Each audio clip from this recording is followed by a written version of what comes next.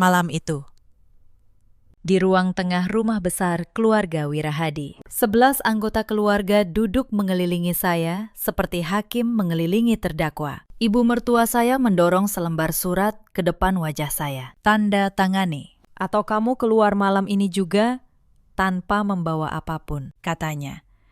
Saya menatap surat pelepasan hak atas rumah yang saya dan suami bangun dengan keringat sendiri. Lalu saya menarik napas, membuka tas, dan mengeluarkan sebuah map coklat tua. Saat saya meletakkan isi map itu di atas meja, satu persatu, wajah mereka berubah pucat. Karena di antara seluruh orang di ruangan ini, hanya saya yang tahu hukum. Dan hanya saya yang menyimpan dokumen yang sebenarnya. Halo, sahabat kisah.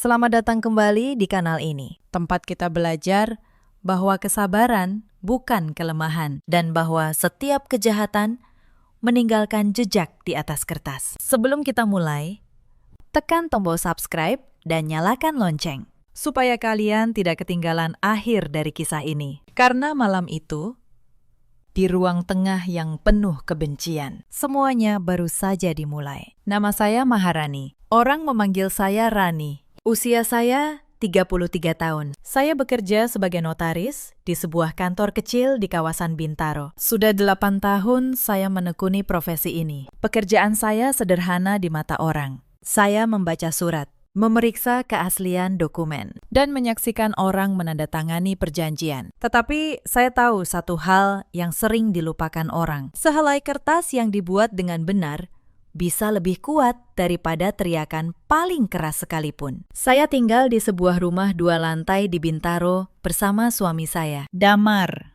dan putri kami, Kayla, yang baru berusia 4 tahun. Rumah itu tidak mewah, tetapi setiap sudutnya kami bangun bersama. Lantai keramik di ruang tamu, dapur yang menghadap taman kecil, kamar Kayla dengan dinding berwarna biru muda. Semua itu kami cicil selama bertahun-tahun. Damar bekerja sebagai supervisor di sebuah perusahaan logistik. Ia bukan lelaki jahat, setidaknya. Dulu saya percaya begitu. Ia lembut, sering membawakan saya martabak di malam Jumat dan menggendong Kayla di bahunya setiap pagi. Tetapi Damar punya satu kelemahan yang tidak pernah ia akui. Ia tidak pernah bisa berkata tidak kepada ibunya. Ibu mertua saya bernama Sukarni. Orang di lingkungan memanggilnya Bu Sukarni. Usianya 60 tahun. Ia perempuan dengan punggung tegak dan suara yang selalu satu nada lebih tinggi dari orang lain. Sejak hari pertama saya menikah dengan Damar, saya tahu bahwa di mata Bu Sukarni, saya tidak pernah cukup baik. Saya hanya anak seorang guru sekolah dari kampung di Jawa Tengah. Sementara ia merasa keluarganya adalah keluarga terhormat di Bekasi Tengah. Bapak mertua saya, Pak Wirahadi, sudah meninggal 3 tahun lalu. Beliau adalah orang yang berbeda. Tenang, adil, dan menyayangi saya seperti anak sendiri. Sebelum beliau wafat, beliau pernah berkata kepada saya dengan suara pelan, "Rani, jaga keluarga ini dan jaga juga dirimu sendiri." Saat itu saya tidak mengerti maksud kalimat kedua. Bertahun-tahun kemudian, saya baru paham bahwa beliau sudah melihat apa yang akan datang. Selain Damar, ada satu orang lagi di keluarga itu yang harus kalian kenal. Namanya Wulan. Ia adik perempuan Damar, berusia 30 tahun. Wulan cantik, pandai berbicara, dan tahu persis bagaimana membuat ibunya tersenyum. Ia juga tahu persis bagaimana membuat saya merasa seperti orang asing di tengah keluarga sendiri. Wulan belum menikah. Ia tinggal berpindah-pindah, kadang di kos, kadang menumpang di rumah teman, dan setiap kali ia kehabisan uang, ia selalu kembali ke pelukan ibunya. Sejak kecil, kata Damar, Wulan selalu menjadi anak kesayangan. Apapun yang ia inginkan, Bu Sukarni akan berusaha memberinya. Maka tidak heran, Wulan tumbuh dengan keyakinan bahwa dunia dan isi rumah ini memang seharusnya menjadi miliknya. Termasuk rumah yang saya bangun dengan keringat saya sendiri. Saya tidak tahu di awal pernikahan saya bahwa ibu dan anak perempuan itu sudah lama menyimpan satu rencana. Sebuah rencana yang melibatkan rumah, surat, dan tanda tangan. Sebuah rencana yang baru saya pahami sepenuhnya ketika semuanya hampir terlambat. Mari saya mulai dari awal. Saya menikah dengan Damar 8 tahun lalu di sebuah masjid kecil dekat rumah orang tua saya. Pernikahan kami sederhana. Tidak ada gedung mewah, tidak ada ribuan tamu. Hanya keluarga, tetangga, dan doa. Saat itu Bu Sukarni datang dengan wajah yang sulit dibaca. Ia tersenyum kepada para tamu, tetapi tidak pernah benar-benar tersenyum kepada saya. Di tahun-tahun pertama, kami tinggal mengontrak sebuah rumah kecil. Saya bekerja keras membangun nama di kantor notaris tempat saya magang dulu. Damar merintis karir dari posisi paling bawah. Kami hidup pas-pasan, tetapi bahagia. Setiap rupiah yang kami kumpulkan, kami simpan dengan hati-hati. Mimpi kami sederhana. Sebuah rumah, tempat di mana Kayla bisa tumbuh tanpa harus berpindah-pindah kontrakan setiap tahun. Lalu, Pak Wirahadi jatuh sakit. Selama berbulan-bulan, sayalah yang paling sering menjaga beliau di rumah sakit. Bukan Wulan yang selalu sibuk entah di mana. Bukan juga Bu Sukarni yang lebih sering mengeluh lelah daripada menemani suaminya. Saya yang menyuapi beliau, membacakan koran, dan menggenggam tangannya di malam-malam terakhir. Pada salah satu malam itulah beliau memanggil saya mendekat. "Rani," bisik beliau. "Rumah di Bekasi itu. Jangan biarkan ia jatuh ke tangan yang salah." Saya mengira beliau hanya bicara karena demam. Saya mengangguk, mengusap keningnya, dan menyuruhnya beristirahat. Saya tidak tahu bahwa kalimat itu adalah peringatan. Beberapa hari kemudian, Pak Wirahadi meninggal dunia dengan tenang. Dan sejak hari itu, segalanya mulai berubah. Setelah pemakaman, Bu Sukarni mengajak Damar bicara empat mata di kamarnya. Saya tidak tahu apa yang mereka bicarakan. Tetapi seminggu kemudian, Damar pulang dengan sebuah usul yang terdengar masuk akal pada awalnya. "Rani," katanya, "hati-hati. Ibu sekarang sendirian di rumah besar itu. Bagaimana kalau kita pindah ke sana? Kita renovasi rumah itu. Kita tinggal bersama ibu. Lebih hemat. Dan Kayla bisa dekat dengan neneknya." Saya ragu. Hati kecil saya berbisik bahwa ini bukan ide yang baik. Tetapi saya melihat wajah Damar yang penuh harap. Saya melihat Kayla yang membutuhkan ruang lebih luas. Dan saya berpikir, mungkin tinggal bersama bisa memperbaiki hubungan saya dengan Bu Sukarni. Maka, saya mengangguk. Itulah kesalahan pertama saya. Sebelum kami benar-benar pindah, ada satu pertanda yang seharusnya saya baca lebih serius. Saat kami membicarakan rencana renovasi, saya mengusulkan agar semua pengeluaran dicatat dan agar kepemilikan rumah diperjelas secara hukum sejak awal. Damar menolak dengan halus. "Jangan begitu, Rani. Nanti ibu tersinggung. Masa sama keluarga sendiri pakai hitung-hitungan surat?" Saya menelan keberatan saya. Tetapi sebagai notaris, saya tidak bisa benar-benar mematikan kebiasaan saya. Diam-diam, saya tetap menyimpan setiap catatan. Bukan untuk melawan siapapun, hanya untuk berjaga. Seperti seseorang yang menyimpan payung meski langit masih cerah. Kami menjual sebagian tabungan dan menggunakan sisa simpanan kami untuk merenovasi rumah tua di Bekasi itu. Atapnya kami ganti, dapurnya kami perbaiki. Kami tambahkan satu kamar di lantai 2 untuk Kayla. Uang yang keluar dari kantong kami bukan jumlah kecil, hampir 400 juta rupiah. Hasil 8 tahun kami menabung. Saya menyimpan setiap kwitansi, setiap bukti transfer, setiap nota tukang. Bukan karena curiga, hanya karena sebagai notaris. Mencatat sudah menjadi kebiasaan saya. Kebiasaan yang kelak menyelamatkan hidup saya. Saat renovasi hampir selesai, Bu Sukarni datang kepada saya dengan senyum manis yang jarang saya lihat. "Rani," katanya, "sertifikat rumah ini masih atas nama almarhum Bapak. Biar ibu yang urus balik nama ke notaris, ya. Atas nama ibu dulu, supaya gampang. Nanti kalau ibu sudah tiada, kan jatuhnya ke Damar juga." Saya terdiam sejenak. Sebagai notaris, saya tahu persis bahaya dari kalimat itu. Saya tahu apa artinya sebuah rumah berpindah nama tanpa kejelasan hukum. Tetapi saya juga tahu satu hal lain. Kalau saya menolak terang-terangan, perang akan dimulai terlalu cepat sebelum saya siap. Maka saya hanya tersenyum. "Baik, Bu, nanti saya bantu siapkan dokumennya." Yang tidak Bu Sukarni tahu, saya tidak pernah berniat menyerahkan dokumen apapun begitu saja. Malam itu, Di kamar, saya membuka laptop dan mulai menyusun rencana saya sendiri. diam-diam. Sabar, karena saya tahu di luar sana ada banyak perempuan yang kehilangan segalanya hanya karena percaya pada janji manis. Dan saya bersumpah, saya tidak akan menjadi salah satu dari mereka. Kami resmi pindah ke rumah Bekasi itu pada awal musim hujan. Hari pertama, saya masih percaya bahwa keputusan ini bisa berhasil. Saya menata kamar Kayla, memasang gorden baru, dan memasak rendang kesukaan Damar untuk makan malam pertama kami sekeluarga. Tetapi malam itu, di meja makan, Bu Sukarni hanya mencicipi sedikit, lalu meletakkan sendoknya. "Rendangmu terlalu manis," katanya datar. Di keluarga ini, kami tidak terbiasa makan masakan kampung. Damar tidak berkata apa-apa. Ia hanya menunduk dan terus makan. Saya menelan rasa sakit itu bersama suapan nasi saya. Saya berkata pada diri sendiri, ini baru permulaan. Bersabarlah, Rani. Tetapi saya tidak tahu bahwa kesabaran saya akan diuji jauh lebih keras dari yang saya bayangkan. Belum genap 2 minggu kami tinggal di sana. Wulan datang.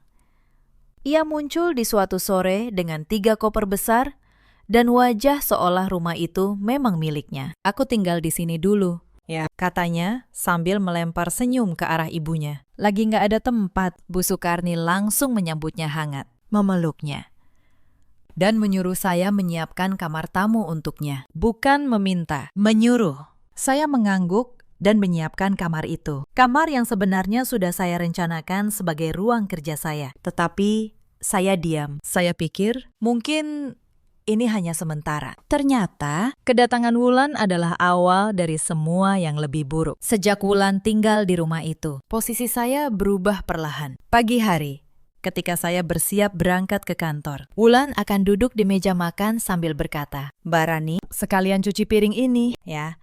Aku capek."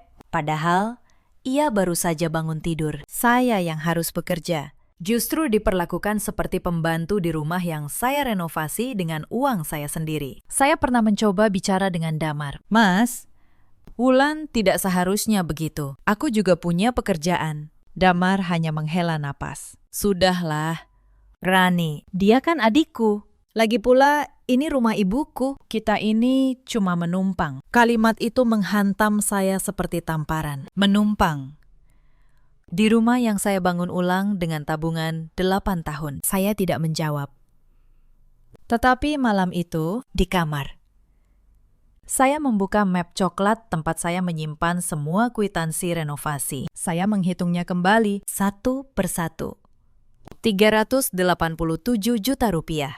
Itu bukan jumlah yang akan saya relakan hilang begitu saja. Hari-hari berlalu, dan tekanan kecil itu menumpuk menjadi sesuatu yang berat. Wulan mulai mengatur isi rumah, seolah ia nyonya besar di sana. Ia mengganti gorden yang saya pasang dengan gorden pilihannya, dibayar dari uang ibunya. Ia memindahkan foto pernikahan saya dan Damar dari ruang tamu ke gudang, lalu menggantinya dengan foto dirinya. Suatu sore, saya menemukan kotak perhiasan kecil peninggalan ibu saya, satu-satunya warisan dari orang tua saya, tergeletak terbuka di meja Wulan. Sepasang anting emas milik mendiang ibu saya hilang. Saya bertanya baik-baik. Wulan hanya mengangkat bahu.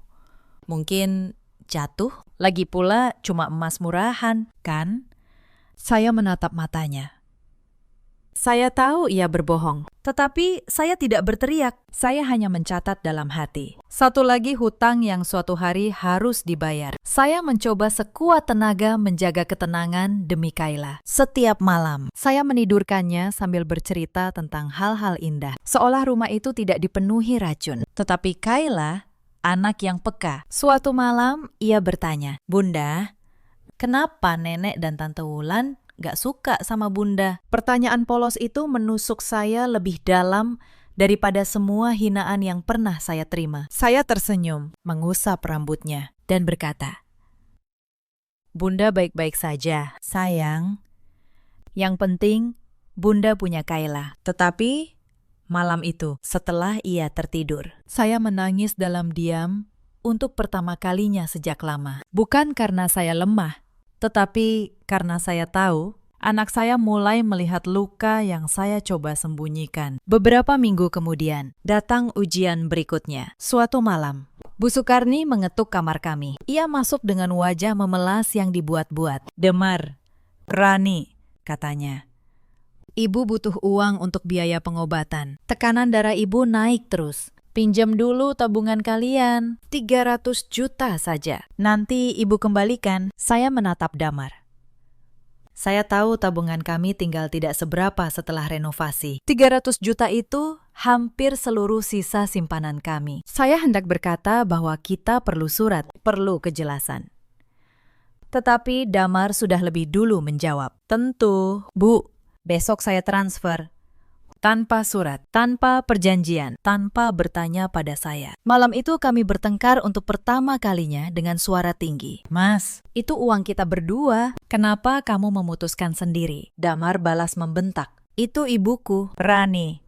Kamu tega membiarkan ibuku sakit demi uang." Saya terdiam. Bukan karena saya kalah, tetapi karena saya sadar suami saya tidak lagi melihat saya sebagai pasangannya. Ia hanya melihat saya sebagai sumber uang untuk keluarganya. Keesokan harinya, uang itu ditransfer. Dan seperti yang sudah saya duga, uang itu tidak pernah kembali. Yang lebih membuat saya curiga, beberapa hari kemudian, saya melihat Wulan pulang membawa tas tangan baru yang mahal. Saya tidak berkata apa-apa, tetapi saya mencatat tanggalnya, jumlahnya, bukti transfernya. Semua tersimpan rapi. Tidak lama setelah itu, mereka mulai mempermalukan saya di depan orang luar. Suatu sore, beberapa tetangga datang berkunjung. Di hadapan mereka, Bu Sukarni berkata dengan nada seolah bercanda, "Untung Damar punya ibu yang bisa membiayai rumah ini. Kalau mengandalkan istrinya saja, mungkin kami sudah tinggal di kontrakan sempit." Para tetangga tertawa sopan. Saya hanya tersenyum, menyajikan teh. Lalu, masuk ke dapur. Di balik pintu dapur, saya menggenggam nampan erat-erat. Mereka mengubah kebenaran menjadi sebaliknya. Rumah yang saya renovasi dengan uang saya kini diceritakan seolah hadiah dari kemurahan Bu Sukarni. Saya tahu, melawan dengan kata-kata di depan tetangga hanya akan membuat saya tampak seperti menantu durhaka. Maka saya memilih diam. Tetapi diam saya bukan kekalahan. Diam saya adalah waktu yang saya beli untuk menyiapkan segalanya. Malam itu, saya kembali membuka laci tua almarhum Bapak Wirahadi, mencari sesuatu yang sejak lama saya rasa ada di sana. Dan di dasar laci, di balik tumpukan dokumen lama, saya menemukan sebuah amplop tua bersegel. Saya membukanya dengan tangan gemetar. Apa yang saya temukan di dalamnya membuat saya terdiam lama di tengah keheningan malam. Tetapi saya simpan dulu rahasia itu untuk waktu yang benar-benar tepat. Lalu datang malam yang membuat saya benar-benar terjaga. Saya pulang lebih awal dari kantor karena kepala saya pusing. Rumah terasa sepi. Saya hendak masuk ke ruang kerja kecil saya untuk mengambil obat ketika saya mendengar suara dari ruang tengah. Suara Damar dan ibunya berbisik. Saya berhenti di balik pintu. "Sudah kamu tanda tangani, Damar?" Suara Bu Sukarni. "Sudah, Bu," jawab Damar pelan. "Surat kuasanya sudah saya tanda tangani. Ibu sekarang bisa urus semua atas nama ibu." Saya merasa darah saya membeku. Surat kuasa apa? Suami saya menandatangani surat kuasa, memberi ibunya kuasa penuh atas sesuatu tanpa sepengetahuan saya. Saya menahan napas, lalu pelan-pelan mundur ke kamar. Jantung saya berdebar. Tetapi pikiran saya, untuk pertama kalinya sejak lama, terasa sangat jernih. Malam itu saya tidak tidur. Saya membuka kembali semua dokumen yang saya simpan. Saya menyusun daftar. Saya menelpon seorang rekan lama, Pak Tono. Seorang pengacara yang sudah saya kenal sejak masa magang. "Pak Tono," kata saya pelan di telepon. "Saya mungkin butuh bantuan, tapi belum sekarang. Tolong, jangan kemana-mana." Pak Tono, yang mengenal saya dengan baik, hanya menjawab, "Aku di sini kapanpun kamu butuh, Rani. Sejak malam itu, saya mulai bekerja diam-diam. Saya menyalin sertifikat asli rumah yang ternyata masih tersimpan di laci tua Bapak Wirahadi. Sesuatu yang Bu Sukarni tidak pernah tahu. Saya juga menemukan sesuatu yang jauh lebih penting di dalam laci itu. Sesuatu yang akan mengubah segalanya. Tetapi saya simpan dulu rahasia itu untuk waktu yang tepat. Sementara saya menyiapkan diri. Mereka pun bergerak lebih jauh. Suatu sore, saya tidak sengaja mendengar Bu Sukarni berbicara dengan seseorang melalui telepon di ruang tamu. Ia membahas tentang menjaminkan sertifikat rumah ke bank untuk mengambil pinjaman besar. Darah saya berdesir. Mereka berniat menggadaikan rumah yang saya renovasi. Rumah yang bahkan belum sah menjadi milik siapapun. Untuk mendapatkan uang. Seandainya rencana itu berhasil dan cicilannya macet. Rumah itu bisa disita bank. Dan saya, beserta Kayla, akan kehilangan segalanya tanpa sisa. Malam itu, saya menghubungi Pak Tono dengan tangan masih gemetar. Pak Tono, kata saya, mereka mau menjaminkan rumah ke bank. Rumah yang masih atas nama almarhum. Pak Tono terdiam sejenak.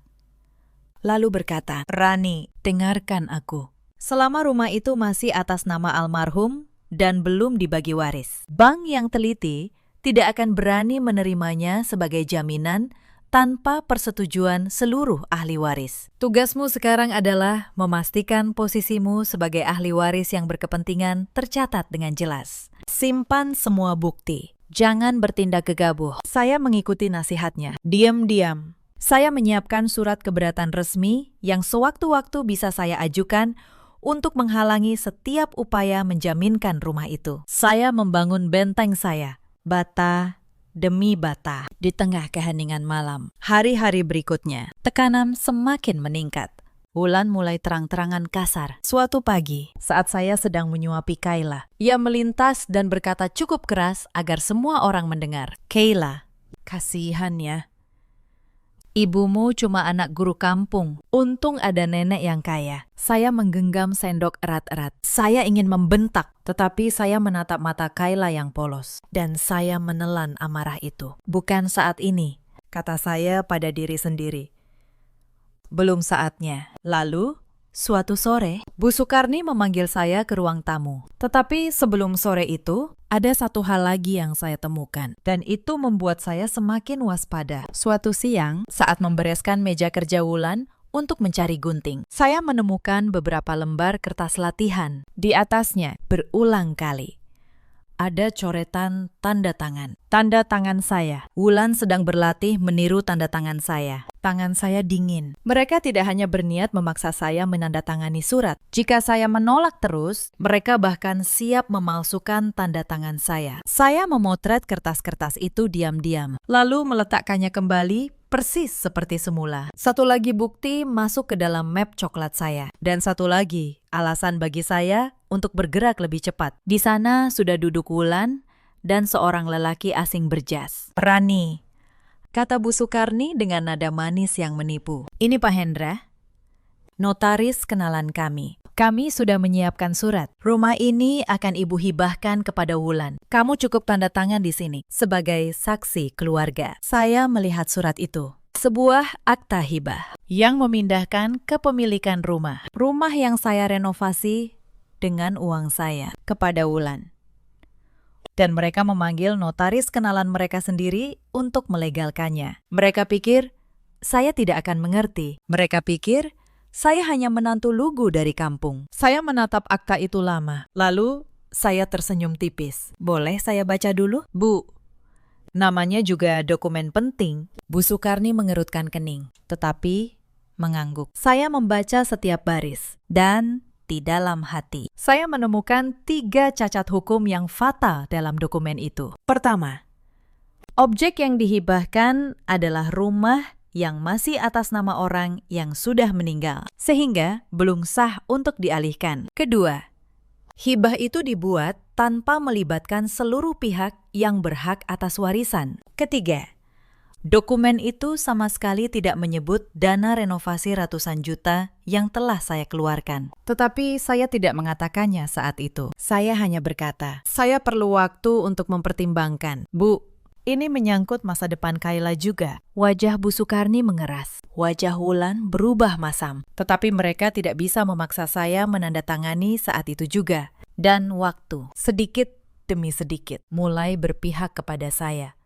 Malam itu, saya menelpon Pak Tono kembali. Pak Tono, kata saya, sekarang saya butuh bantuan Anda, dan saya butuh seorang notaris lain yang bisa saya percaya sepenuhnya. Saya menjelaskan semuanya. Surat kuasa yang ditandatangani Damar diam-diam. Akta hibah palsu yang mereka siapkan. Uang 300 juta yang menguap. Pak Tono mendengarkan, lalu berkata pelan, Rani, kamu sadar tidak?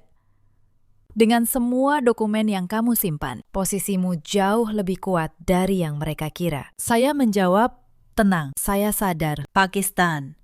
Saya hanya menunggu mereka melangkah terlalu jauh. Dan mereka melangkah terlalu jauh. Lebih cepat dari yang saya bayangkan. 3 hari kemudian, ketegangan memuncak. Tetapi sebelum malam itu, ada satu kejadian yang akhirnya mematahkan harapan terakhir saya pada Damar. Suatu malam saat makan, Bu Sukarni kembali menyindir saya. Kali ini lebih tajam. Menantu yang tahu diri itu menurut pada keluarga suaminya, bukan malah menyimpan-nyimpan surat seperti maling. Saya menahan diri.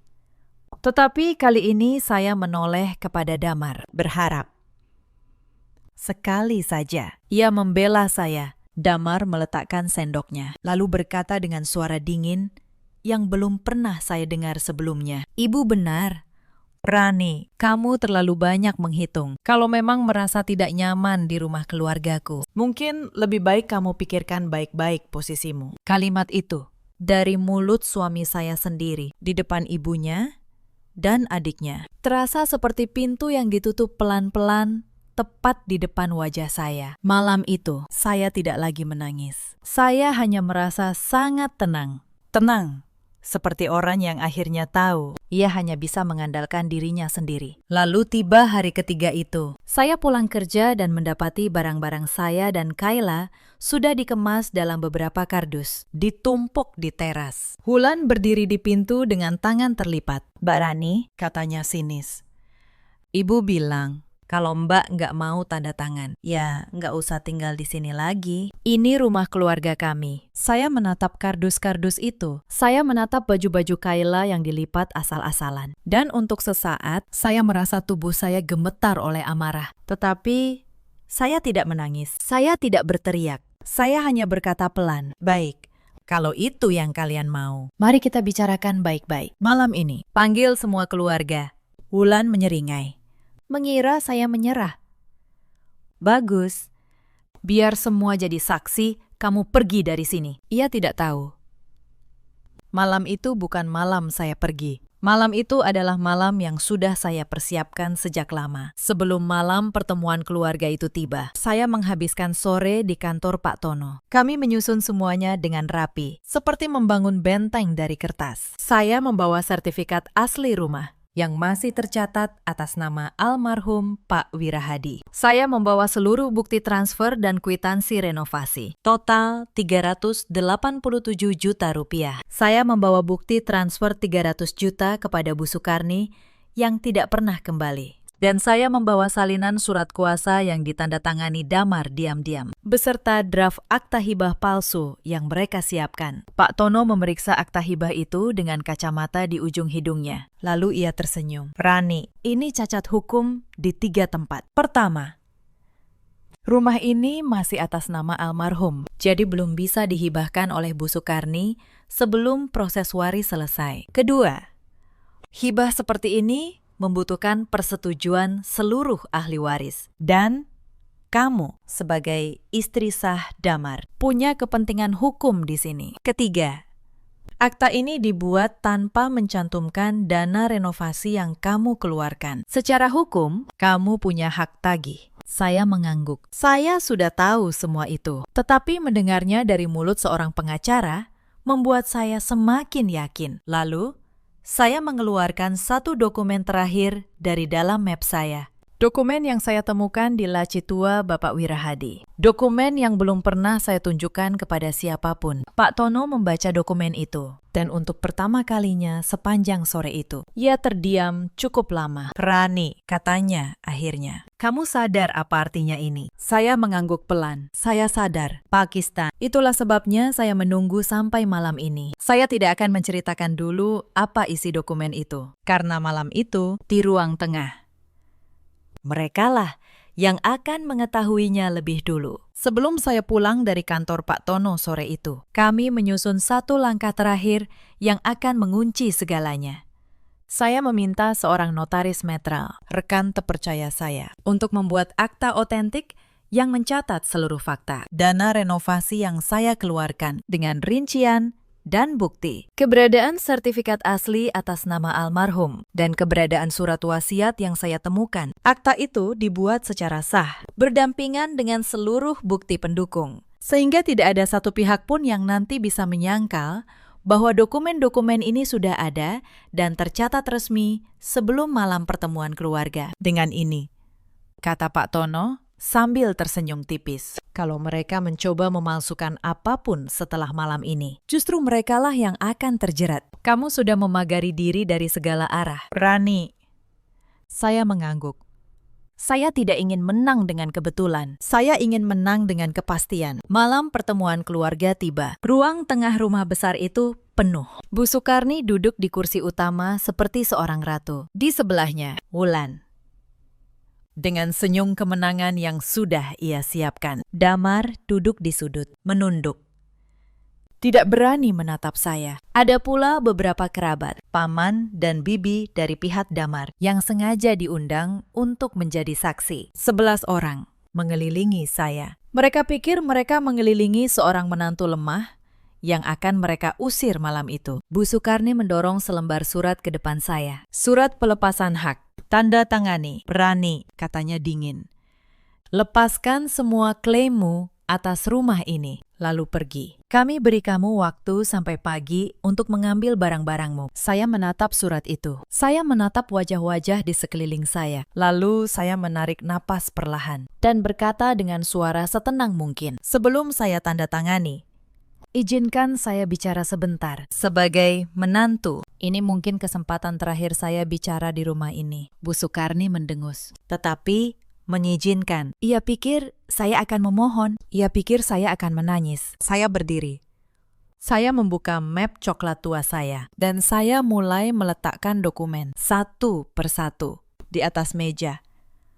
Yang pertama, kata saya, ini sertifikat asli rumah ini, masih atas nama almarhum Bapak Wirahadi. Artinya, Bu Sukarni, secara hukum, rumah ini belum menjadi milik ibu. Rumah ini masih harta warisan yang belum dibagi. Dan itu berarti akta hibah yang ibu siapkan untuk Wulan tidak sah.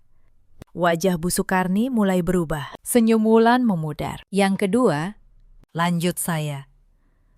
Meletakkan setumpuk kertas. Ini seluruh bukti transfer dan kwitansi renovasi rumah ini. 387 juta rupiah. Uang saya dan Damar. Secara hukum, saya punya hak tagih atas seluruh jumlah ini terhadap siapapun yang mengklaim rumah ini. Terdengar bisik-bisik di antara para kerabat. Paman Damar mulai mengerutkan kening ke arah Bu Sukarni. Yang ketiga, saya meletakkan bukti transfer berikutnya. 300 juta yang ibu pinjam dengan alasan biaya pengobatan. Uang yang tidak pernah kembali. Dan yang anehnya, beberapa hari setelah uang itu cair, Wulan membeli tas dan barang-barang mewah baru. Wajah Wulan memerah. Itu fitnah, teriaknya. Saya menatapnya tenang. Saya punya tanggal, jumlah, dan bukti. Wulan.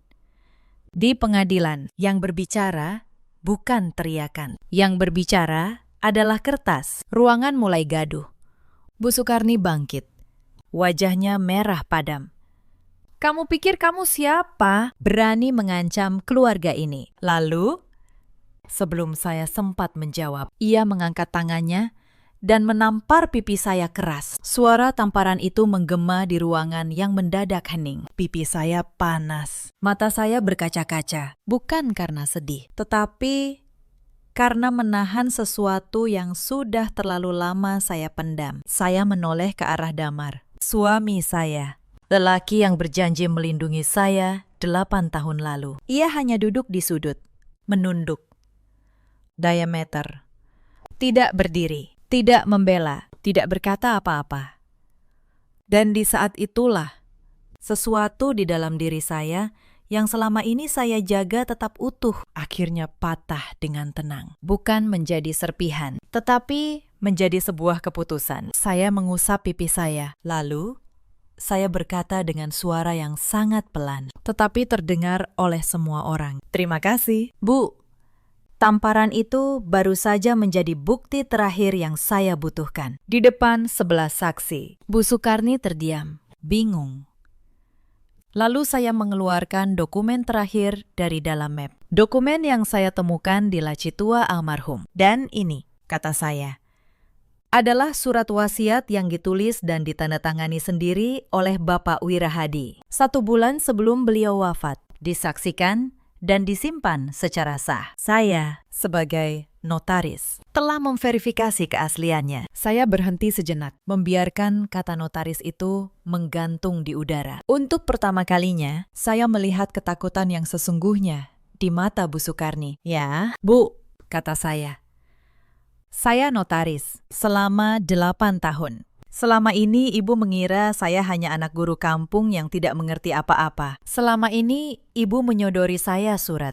Mengira saya akan menandatanganinya seperti orang bodoh. Padahal pekerjaan saya setiap hari adalah membaca surat seperti milik kalian dan menemukan kebohongan di dalamnya. Saya membuka surat wasiat itu dan membacanya dengan suara jelas. Di dalam surat itu, Pak Wirahadi menuliskan keinginannya bahwa rumah di Bekasi, setelah seluruh proses waris diselesaikan, ia kehendaki untuk dijaga demi cucunya, Kayla. Dan bahwa beliau menunjuk saya, Maharani, menantunya, sebagai pihak yang ia percaya untuk mengurus dan menjaga harta itu. Karena beliau, dengan kata-katanya sendiri, tidak mempercayai istri dan anak perempuannya dalam urusan harta. Ruangan itu hening total. Para kerabat saling berpandangan. Paman Damar berdiri dan berkata dengan suara berat, Sukarni, apa ini benar? Apa kamu mencoba mengambil rumah ini diam-diam? Melanggar wasiat abangku. Bu Sukarni tidak bisa menjawab. Wulan menunduk. Wajahnya pucat pasi. Saya tidak datang malam ini untuk mengusir siapapun, kata saya akhirnya. Saya datang untuk meletakkan kebenaran di atas meja. Dengan surat kuasa yang Damar tanda tangani diam-diam. Akta hibah cacat yang kalian siapkan. Dan kini terbongkar di depan keluarga sendiri. Kalian punya 2 pilihan. Pertama, kita selesaikan ini di pengadilan, di mana semua dokumen ini akan saya serahkan, termasuk dugaan penggelapan uang 300 juta. Atau kedua, kita selesaikan secara adil. Rumah ini dikembalikan ke status waris yang sah, dijaga demi Kayla, sesuai wasiat almarhum. Dan uang renovasi, serta uang yang ibu pinjam, dikembalikan sesuai hukum. Tidak ada yang berani membantah. Karena, untuk pertama kalinya, mereka berhadapan bukan dengan menantu yang lemah, tetapi dengan seseorang yang memegang hukum di tangannya. Malam itu pertemuan keluarga berakhir tanpa tanda tangan apapun di surat pelepasan hak. Para kerabat pulang dengan wajah yang berbeda dari saat mereka datang. Mereka datang untuk menyaksikan seorang menantu diusir. Mereka pulang dengan keraguan besar terhadap Bu Sukarni dan Wulan. Saya membawa Kayla ke kamar, menidurkannya, lalu duduk sendiri di teras hingga larut. Saya tidak merasa menang. Saya hanya merasa lelah. Lelah karena harus melawan keluarga yang seharusnya menjadi tempat saya berlindung. Tetapi saya tahu ini belum selesai. Orang seperti Bu Sukarni tidak akan menyerah hanya karena 1 malam. Dan saya benar. Keesokan paginya, Bu Sukarni berusaha mengubah strategi. Ia mendatangi saya di dapur. Kali ini dengan nada lembut yang dibuat-buat. Rani, katanya, kemarin malam ibu hilaf. Kita ini keluarga. Tidak perlu sampai ke pengadilan, kan? Malu didengar tetangga. Bagaimana kalau kita selesaikan baik-baik di antara kita saja? Saya menatapnya. Saya tahu persis. Ini bukan permintaan maaf. Ini upaya untuk menarik kembali masalah ke ruang gelap, jauh dari saksi dan dokumen. Tempat ia bisa kembali berkuasa. Bu, kata saya, tenang. Saya juga tidak ingin ke pengadilan. Tetapi, penyelesaian baik-baik harus tetap di atas kertas. Dengan notaris yang netral. Bukan kenalan, Ibu.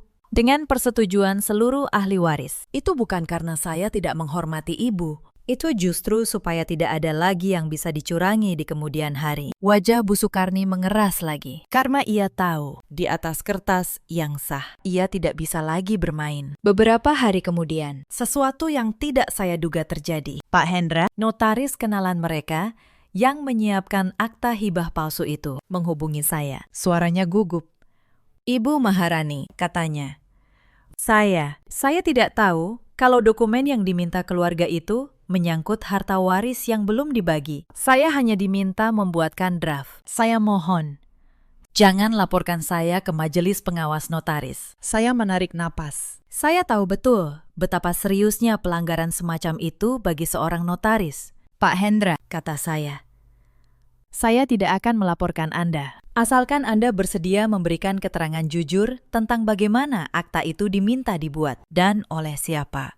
Ia setuju tanpa ragu. Dan dengan itu, satu lagi bukti jatuh ke tangan saya. Tekanan terhadap Bu Sukarni dan Wulan semakin besar. Para kerabat mulai menjauh. Paman Damar, yang dihormati di keluarga itu, secara terbuka menyatakan bahwa wasiat almarhum Pak Wirahadi harus dihormati. Tetangga mulai berbisik. Dan Wulan, yang selama ini hidup dari kemurahan ibunya, mulai panik. Karena rencananya untuk memiliki rumah itu hancur berantakan. Dalam keputusasaannya, Wulan melakukan kesalahan terakhir. Suatu malam, ia menemui saya dan mencoba menyuap saya. Mbak Rani, katanya. Suaranya kini manis. Bagaimana kalau begini? Mbak diam saja soal semua dokumen itu. Nanti aku kasih Mbak 50 juta. Anggap saja damai. Saya menatapnya. Lalu saya mengeluarkan ponsel saya yang sejak tadi merekam pembicaraan kami. Wulan, kata saya pelan. Kamu baru saja mencoba menyuap seseorang untuk menyembunyikan dugaan penggelapan. Dan kamu melakukannya di depan rekaman. Wajah Wulan membeku. Ia berdiri, gemetar, lalu pergi tanpa berkata apa-apa. Itu adalah terakhir kalinya ia berani mencoba mengakali saya. Sementara itu, hubungan saya dengan Damar sampai pada titik yang tidak bisa diperbaiki. Suatu malam, ia datang ke kamar, duduk di tepi tempat tidur, dan untuk pertama kalinya dalam waktu yang lama, ia menatap mata saya. Rani, katanya. Suaranya bergetar. Maafkan aku terlalu takut pada ibuku. Aku tahu aku salah. Saya menatapnya lama. Dulu, kalimat itu mungkin sudah cukup untuk meluluhkan hati saya. Tetapi malam ketika ia membiarkan ibunya menampar saya tanpa bergerak sedikit pun, sesuatu di dalam diri saya telah berubah selamanya. Mas, kata saya pelan. Aku tidak membenci kamu, tapi aku tidak bisa lagi berpura-pura bahwa rumah ini, keluarga ini, adalah tempat yang aman untuk Kayla tumbuh. Selama bertahun-tahun, aku menahan semuanya, berharap kamu akan berdiri di sampingku. Sekali saja. Tapi kamu tidak pernah memilih aku. Kamu selalu memilih untuk diam. Damar menunduk. Air mata mengalir di pipinya. Tetapi air mata terlambat tidak bisa menghapus tahun-tahun ketika ia memilih diam. Saya tidak langsung mengambil keputusan tentang pernikahan kami malam itu. Tetapi saya tahu, apapun yang terjadi, saya tidak akan pernah lagi membiarkan diri saya menjadi orang yang lemah di rumah ini. Proses hukum berjalan. Kali ini sepenuhnya di jalur yang sah. Dengan bantuan Pak Tono dan seorang notaris netral yang saya percaya, kami mengurus pembagian waris rumah Bekasi sesuai hukum dan sesuai wasiat almarhum Pak Wirahadi. Akta hibah palsu yang disiapkan Bu Sukarni dinyatakan batal demi hukum. Surat kuasa yang ditandatangani Damar diam-diam tidak punya kekuatan apapun karena dibuat di atas harta yang belum menjadi hak Bu Sukarni. Hasil akhirnya jelas. Rumah itu sesuai wasiat ditetapkan sebagai harta yang dijaga demi masa depan Kayla. Dengan saya sebagai pihak yang dipercaya mengelolanya. Uang renovasi 387 juta rupiah diakui sebagai hak saya. Dan uang 300 juta yang dipinjam dengan dalih pengobatan. Setelah ditelusuri, ternyata sebagian besar digunakan Wulan untuk gaya hidupnya. Bu Sukarni, demi menghindari laporan pidana penggelapan, terpaksa menyepakati pengembalian secara bertahap. Bu Sukarni, yang dulu duduk di kursi utama seperti seorang ratu, kini harus menundukkan kepala di hadapan hukum yang selama ini ia kira bisa ia akali. Wulan, yang dulu memanggil saya pembantu, kehilangan semua mimpinya untuk hidup mewah dari rumah yang bukan haknya. Ia kembali berpindah-pindah dari satu tempat ke tempat lain. Kali ini, tanpa ada lagi rumah besar yang bisa ia tumpangi. Beberapa bulan kemudian, saya memutuskan untuk pindah dari rumah itu bersama Kayla. Bukan karena saya kalah, tetapi karena saya tidak ingin putri saya tumbuh di tengah dinding yang menyimpan begitu banyak kebencian. Saya menyewa rumah kecil yang sederhana, tidak jauh dari kantor saya di Bintaro. Rumah yang tidak mewah, tetapi penuh ketenangan. Sebelum saya benar-benar pergi, ada satu pagi yang tidak akan saya lupakan. Bu Sukarni, untuk pertama kalinya, datang kepada saya tanpa kemarahan, tanpa nada tinggi. Ia berdiri di ambang pintu kamar saya, terlihat jauh lebih tua dari biasanya. "Rani," katanya pelan. "Aku salah. Aku terlalu takut kehilangan Damar. Terlalu takut menjadi tua sendirian. Sampai aku lupa bahwa kamu juga anak. Aku minta maaf." Saya menatapnya lama. Saya tidak merasa puas. Saya hanya merasa lelah dan sedikit kasihan pada perempuan yang menghancurkan keluarganya sendiri demi rasa takut yang tidak pernah ia akui. "Saya menerima permintaan maaf, Ibu," kata saya akhirnya. "Tetapi memaafkan bukan berarti kembali. Saya tetap akan pergi demi Kayla dan demi diri saya sendiri." Bu Sukarni mengangguk, lalu pergi tanpa berkata apa-apa lagi. Setiap pagi di rumah baru kami, saya menyiapkan sarapan untuk Kayla. Ikan goreng, sayur asem, dan sambal terasi. Makanan sederhana yang dulu pernah dihina sebagai masakan kampung. Tetapi di meja kecil kami, makanan itu terasa seperti kemenangan yang paling tenang. Kayla tumbuh menjadi anak yang ceria. Ia tidak lagi mendengar suara teriakan di malam hari. Ia tidak lagi melihat ibunya diperlakukan seperti orang asing. Dan setiap kali ia tertawa. Saya tahu bahwa semua yang saya lalui, semua kesabaran yang saya simpan, tidak sia-sia. Damar masih sesekali datang menjenguk Kayla. Saya tidak melarangnya. Bagaimanapun, ia tetap ayah dari putri saya. Tetapi sesuatu di antara kami telah berakhir. Bukan dengan teriakan, bukan dengan kebencian, hanya dengan kesadaran yang tenang bahwa cinta tanpa keberanian untuk melindungi pada akhirnya bukanlah cinta yang bisa saya pertahankan. Suatu malam, ketika Kayla sudah tertidur, saya membuka kembali map coklat tua saya. Map yang telah menyelamatkan saya. Di dalamnya masih tersimpan salinan surat wasiat almarhum Pak Wirahadi. Saya membacanya sekali lagi. Dan saya teringat kalimat terakhir beliau di rumah sakit dulu. "Rani, jaga keluarga ini. Dan jaga juga dirimu sendiri." Untuk pertama kalinya, saya benar-benar memahami maksud beliau. Beliau sudah melihat semuanya. Dan beliau mempercayakan kebenaran itu kepada satu-satunya orang yang ia yakini akan menjaganya.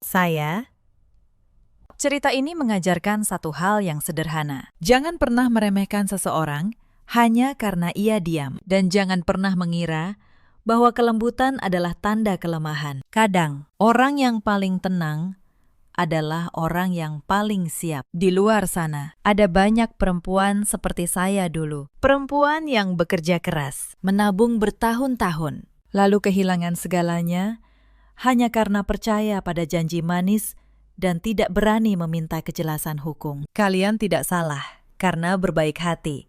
Tetapi ingatlah, kebaikan tanpa kejelasan akan selalu dimanfaatkan oleh orang yang serakah. Mintalah surat. Mintalah kejelasan, simpanlah bukti, bukan karena kalian curiga, tetapi karena kalian menghargai diri kalian sendiri. Di luar sana juga ada banyak suami seperti Damar, lelaki yang tidak jahat, tetapi terlalu lemah untuk berdiri di saat istrinya paling membutuhkan. Kepada para suami, ketahuilah, diam di saat orang yang kalian cintai disakiti adalah bentuk pengkhianatan yang paling halus. Dan ada pula para ibu mertua yang karena takut kehilangan kuasa atas anak lelakinya, justru menghancurkan rumah tangga anaknya sendiri. Dalam hidup, kita selalu punya pilihan untuk diam atau untuk berdiri, untuk menyerah, atau untuk menjaga harga diri kita dengan cara yang benar. Saya memilih untuk berdiri tanpa kebencian, tanpa kekerasan, hanya dengan kebenaran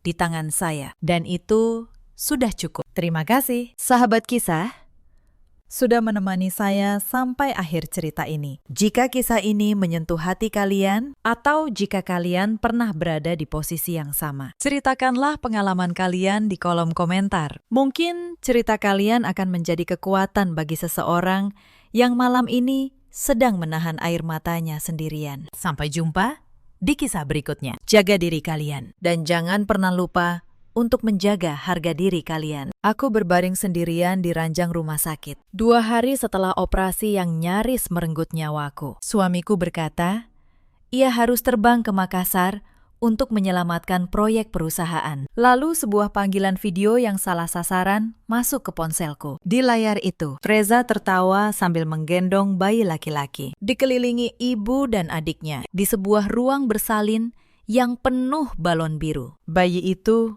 bukan anakku. Perempuan di ranjang itu bukan aku, dan rumah yang mereka tertawakan malam itu, seluruh perusahaan yang menanggung pesta mereka, sebenarnya milik siapa? Mereka lupa.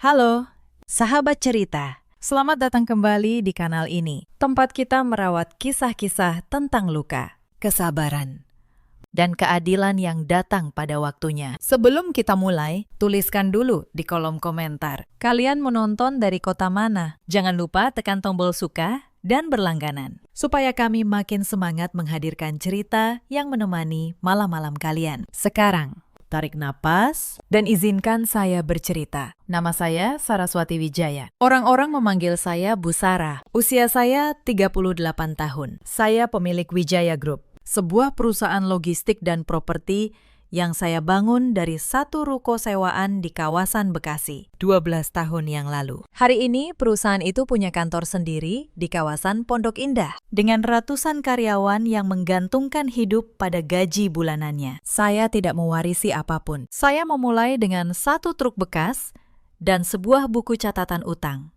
Saya pernah tidur di gudang, menghitung kardus sampai jam 3 pagi, dan menahan lapar demi membayar sopir tepat waktu. Saya tahu rasanya jatuh. Karena itu, saya tahu kejatuhan tidak pernah membunuh. Yang membunuh adalah dikhianati oleh orang yang kau gendong sampai ke atas. Suami saya bernama Reza Anggara. Usianya 41 tahun. Di mata dunia, ia adalah direktur utama Wijaya Group. Ia datang ke acara, berpidato dengan jas mahal, dan disebut pengusaha sukses oleh para kolega. Tidak banyak yang tahu, jabatan itu saya yang berikan. Sayalah pemegang kendali sebenarnya. Reza saya tempatkan di kursi itu agar ia punya kebanggaan sebagai kepala keluarga, terutama di depan ibu dan adiknya, yang sejak awal memandang saya seolah saya beruntung bisa menikahinya. Padahal kenyataannya terbalik. Tapi saya tidak pernah mengoreksinya. Saya pikir harga diri seorang laki-laki adalah hal yang patut saya jaga. Saya keliru. Saya menjaga harga diri orang yang diam-diam sedang menyusun rencana untuk menggusur saya dari hidup saya sendiri. Pernikahan kami berjalan 5 tahun. 5 tahun yang dari luar tampak nyaris sempurna. Rumah besar di Pondok Indah, mobil di garasi. Liburan ke luar negeri 2 kali setahun. Tapi di dalam rumah itu ada satu retakan yang tidak pernah bisa saya tutup. Kami belum memiliki anak.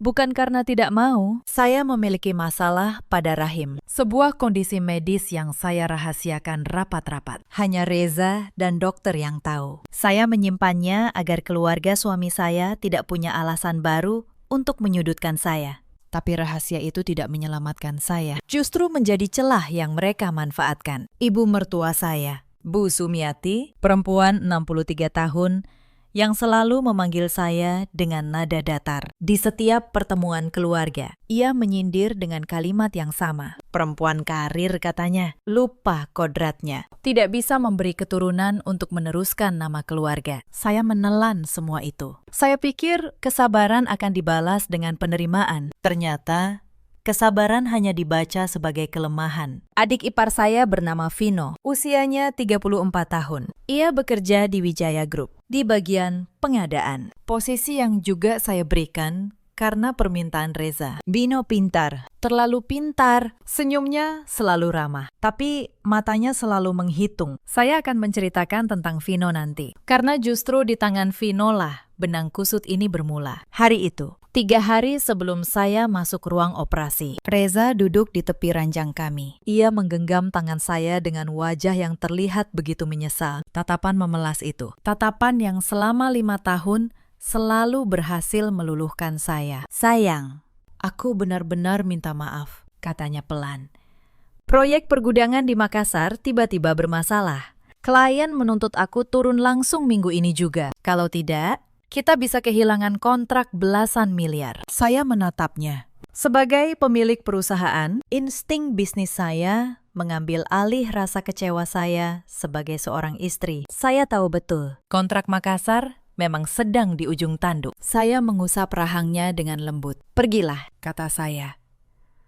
Aku perempuan kuat. Aku bisa mengurus diriku sendiri. Saya bahkan tersenyum saat mengatakannya. Saya menyuruh perawat terbaik menjaga saya. Saya melepas suami saya pergi dengan restu penuh. Dan disinilah saya sekarang, terbaring sendiri, 2 hari pasca operasi. Dengan jahitan yang berdenyut, setiap kali saya menarik napas terlalu dalam. Sementara di kota lain, suami saya sedang menyambut kelahiran seorang anak. Anak dari perempuan lain. Operasi saya bukan operasi kecil. 3 hari sebelum semua ini, saya pingsan di kantor. Nyeri hebat menusuk perut bagian bawah. Dunia berputar. Dan saya terbangun di ruang gawat darurat. Dokter mengatakan, ada kehamilan di luar kandungan. Sebuah keajaiban kecil yang justru mengancam nyawa saya. Bertahun-tahun saya pikir saya tidak akan pernah hamil. Dan ketika akhirnya terjadi, ia datang di tempat yang salah dan harus diangkat agar saya tetap hidup. Saya kehilangan calon anak saya dan sebagian harapan saya dalam satu malam. Reza tahu itu. Ia memegang tangan saya di ruang gawat darurat. Ia menangis. Ia berjanji tidak akan kemana-mana. 2 hari kemudian, ia berkata harus terbang ke Makassar. Sore itu hujan turun deras di luar jendela kamar rawat. Untuk mengusir perih, saya meraih ponsel. Saya tidak menelpon siapapun. Saya hanya ingin membaca laporan keuangan perusahaan. Kebiasaan lama yang menenangkan saya. Lalu ponsel saya berdering. Panggilan video dari nomor Reza. Saya tersenyum tipis. Mungkin ia merindukan saya. Saya mengangkatnya.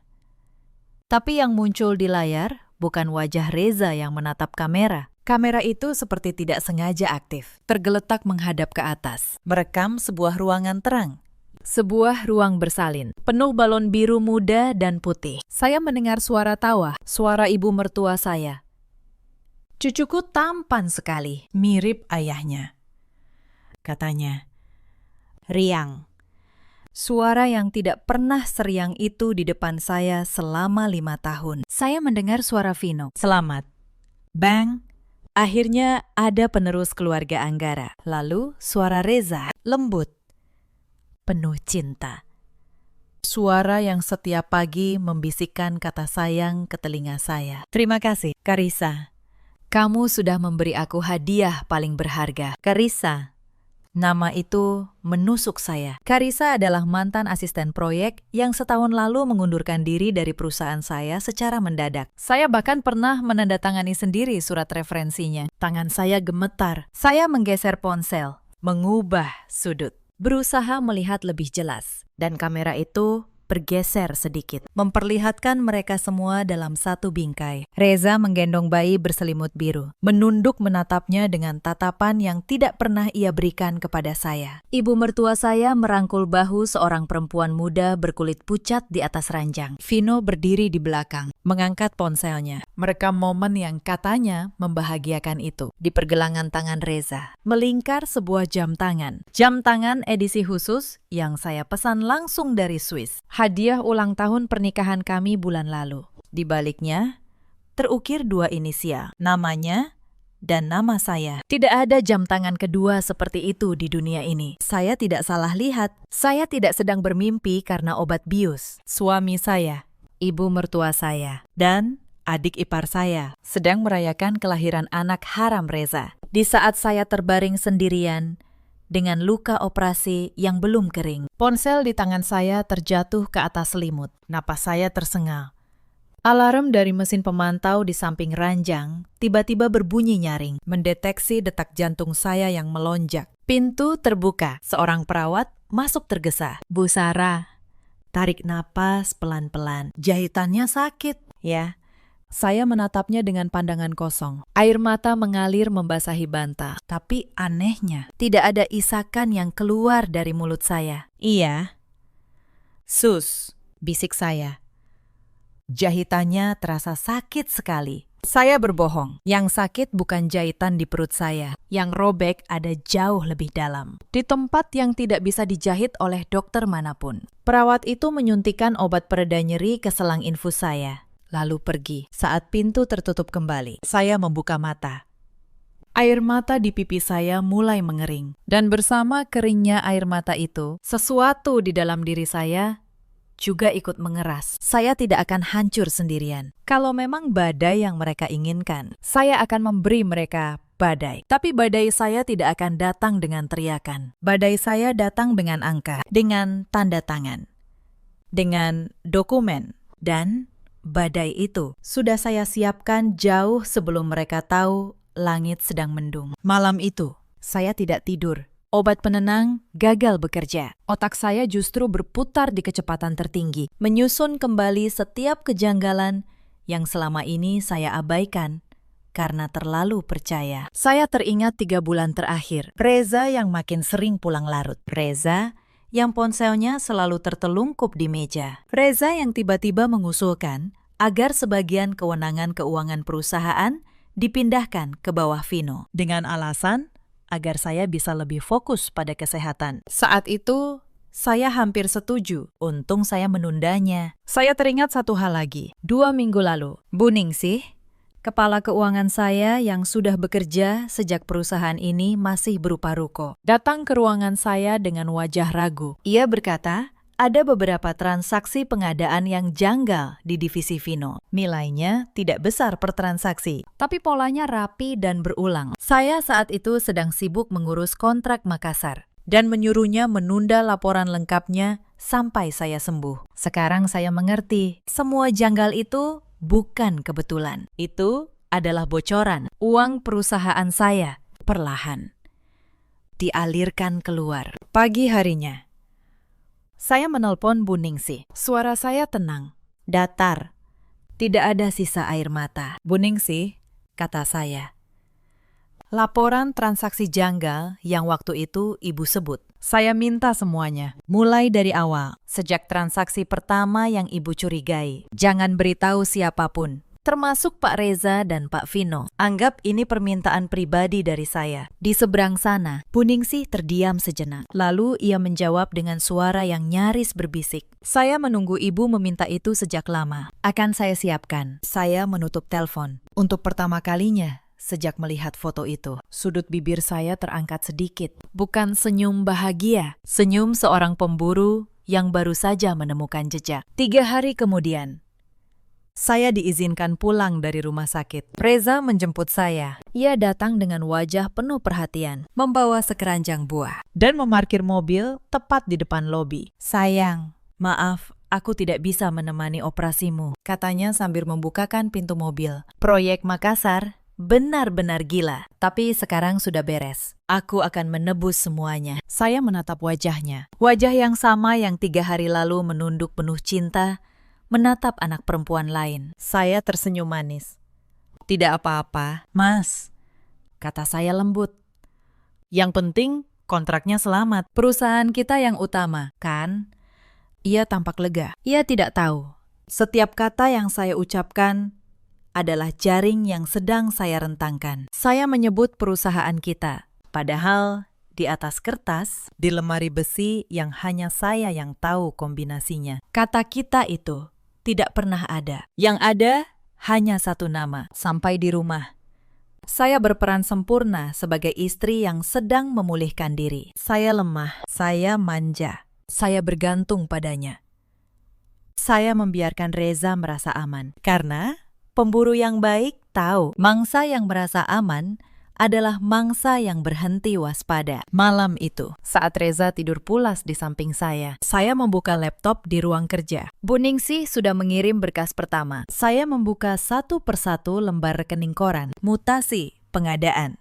Faktur yang janggal. Pola itu mulai terbaca jelas selama hampir 1 tahun. Melalui divisi pengadaan yang dipimpin Vino, dana perusahaan dialirkan ke beberapa vendor fiktif. Perusahaan-perusahaan kertas tanpa kantor nyata. nilainya Kalau dijumlahkan, mencapai 3,2 miliar rupiah. dan salah satu rekening penampung akhirnya Atas nama seseorang bernama Karisa, uang saya mengalir ke perempuan yang baru saja melahirkan anak suami saya untuk membayar rumah sakit mewah, Piyama Sutra, dan balon-balon biru itu. Mereka memakai uang dari perusahaan yang saya bangun dengan tidur di gudang.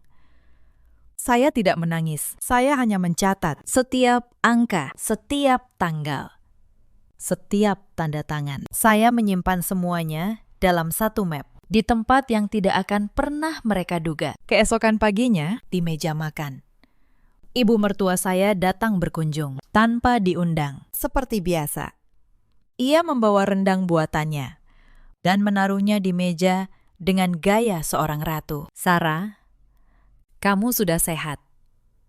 Tanyanya. Basa-basi. Kasihan Reza, repot sekali mengurus istri yang sakit-sakitan terus. Untung dia sabar. Saya menuangkan teh untuknya. Iya. Bu, saya beruntung punya suami sesabar Mas Reza. Ibu mertua saya tersenyum puas. Mengira sindirannya kena. Ia tidak tahu, saya baru saja menyebut nama anaknya dengan kata sabar. Sementara di kepala saya, terpampang foto anaknya menggendong cucu yang ia rayakan diam-diam. Saya menahan diri untuk tidak tertawa. Bukan tawa geli, tawa dingin seseorang yang sudah tahu akhir cerita. Sambil menonton lawannya, masih mengira ia menang. Oh iya, kata ibu mertua saya sambil menyeruput teh. Vino bilang, Dia mau mengusulkan kamu pindahkan sebagian saham perusahaan ke nama Reza. Katanya, biar lebih aman secara hukum. kalau terjadi apa-apa pada kamu. Kamu kan sering sakit. Saya berhenti sejenak. Jadi ke sana arahnya. Bukan hanya uang. Mereka mengincar kepemilikan. Mereka ingin saya, dengan tangan saya sendiri, menyerahkan perusahaan saya kepada Reza, agar saat mereka membuang saya nanti, semuanya sudah sah menjadi milik mereka. Saya tersenyum manis. Ide yang bagus, Bu. Saya akan pikirkan baik-baik. Mungkin saya perlu bicara dengan notaris dulu. Ibu mertua saya mengangguk senang. Ia pulang dengan keyakinan bahwa menantunya yang bodoh sebentar lagi akan menandatangani kematiannya sendiri. Sore itu, saya menelpon Pak Hendra, pengacara pribadi saya selama 10 tahun. Orang yang menyusun setiap akta perusahaan saya sejak hari pertama. Pak Hendra, kata saya perlu memastikan satu hal. Struktur kepemilikan Wijaya Group saat ini. Berapa persen atas nama saya? Pak Hendra menjawab tanpa ragu. Semuanya. Bu, Pak Reza hanya direktur dengan kontrak kerja. Ia tidak memegang satu lembar saham pun. Itu sesuai dengan permintaan ibu sejak awal. Saya menutup mata. Lega. Mereka mengira saya sudah memberikan kerajaan saya. Padahal yang saya berikan hanya mahkota kertas. Tahta yang sebenarnya tidak pernah lepas dari tangan saya. Bagus. Pakistan, kata saya. Mulai minggu depan, Saya butuh Bapak menyiapkan beberapa hal. Diam-diam. Minggu-minggu berikutnya, saya menjadi 2 orang sekaligus. Di rumah.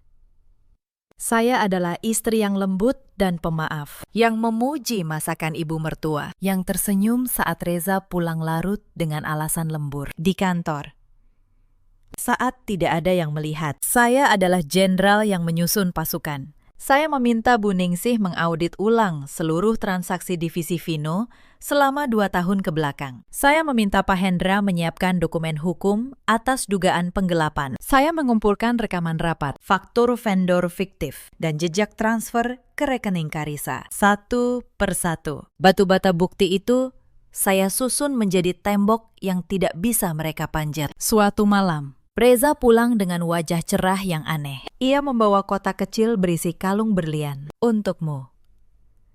Sayang, Katanya. Anggap ini permintaan maaf, karena aku sering meninggalkanmu. Saya menerima kalung itu. Saya tahu, kalung itu dibeli dengan uang siapa. Mungkin dengan uang yang sama yang mengalir lewat vendor fiktif Vino. Suami saya membelikan saya kalung dengan uang yang ia curi dari saya. saya memakainya. Mencium pipinya dan berkata, terima kasih. Di cermin, saya melihat kalung itu berkilau di leher saya. Indah sekali. Saya berjanji pada diri sendiri, saya akan memakai kalung ini tepat di hari saya menjatuhkan mereka semua, agar mereka tahu, bahkan hadiah penyesalan mereka pun akhirnya menjadi milik saya. Sementara itu, di luar pengetahuan saya, mereka mempercepat rencana. Suatu sore, Vino datang ke ruangan saya di kantor. Senyumnya selebar biasa. Mbak Sarah, katanya. Saya dengar Mbak mau merestrukturisasi saham. Bagus itu, biar perusahaan lebih solid. Saya sudah siapkan draftnya. Tinggal Mbak teken. Ia menyodorkan map. Saya membukanya pelan. Di dalamnya, sebuah akta pengalihan saham. Isinya, pengalihan 70% saham Wijaya Group dari nama saya ke nama Reza Anggara. Lengkap dengan kolom tanda tangan saya di bawah. Menunggu diisi. Tangan saya tidak gemetar. Saya membaca setiap baris dengan tenang, seolah sedang membaca menu restoran. Lalu saya menatap Vino dan tersenyum. Rapi sekali, Bino, kata saya. Kamu memang teliti.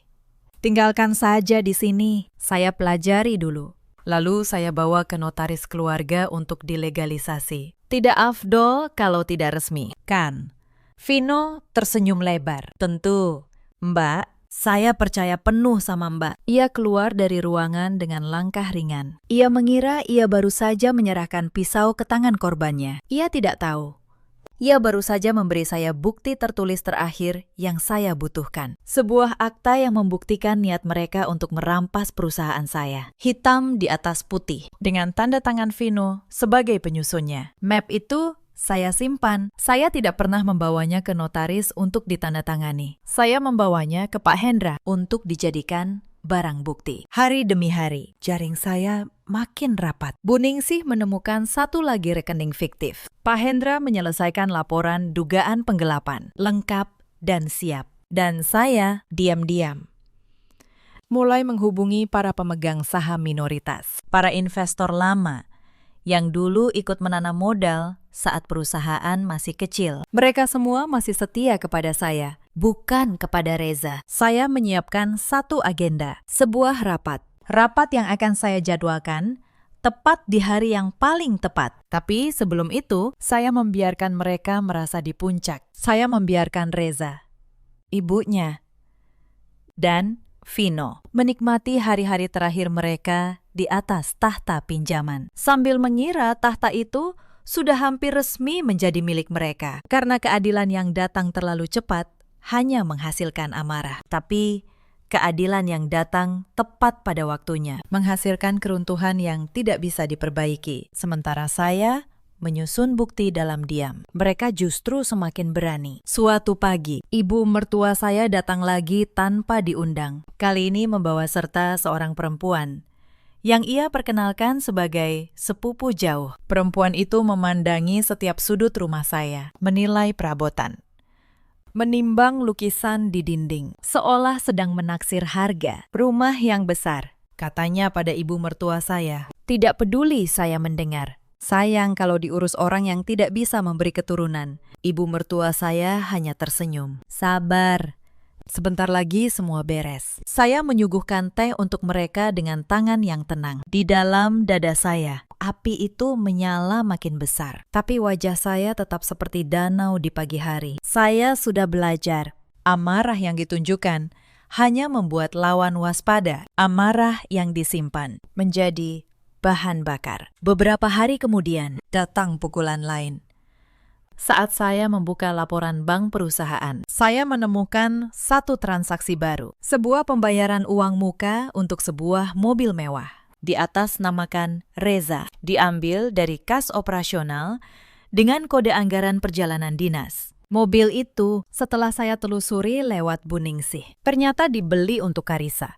Suami saya membeli mobil untuk selingkuhannya menggunakan uang perusahaan saya dan menyamarkannya sebagai biaya dinas. Saya mencetak bukti transaksi itu dan menambahkannya ke dalam map saya. Setiap penghinaan baru bagi saya bukan lagi luka. Setiap penghinaan baru adalah satu paku tambahan untuk peti yang sedang mereka bangun untuk diri mereka sendiri. Saya bahkan sempat menguji Reza suatu malam di meja makan.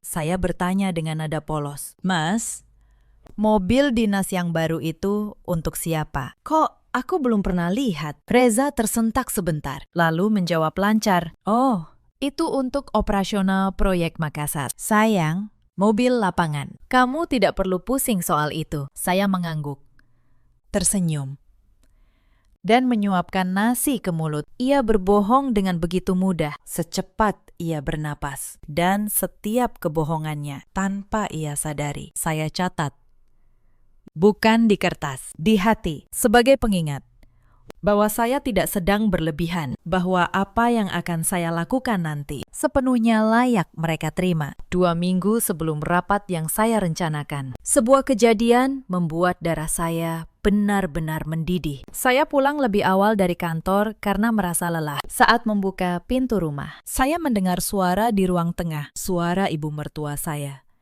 dan suara seorang bayi. Saya berhenti di balik dinding. Ibu mertua saya sedang menggendong bayi laki-laki berselimut biru, menimangnya di sofa ruang tamu rumah saya. Di sebelahnya duduk Karissa.